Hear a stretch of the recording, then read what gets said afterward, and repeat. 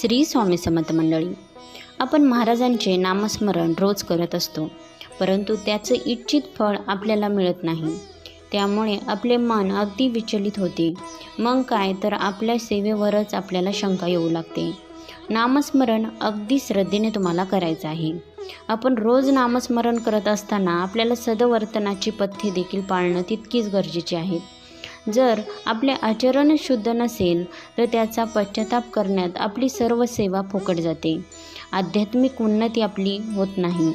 उदाहरणार्थ, एखाद्याला आपण आपल्या तोंडातून शिवी दिली तर त्याचा पश्चाताप म्हणून आपल्या 30 माळा जप फुकट जातो.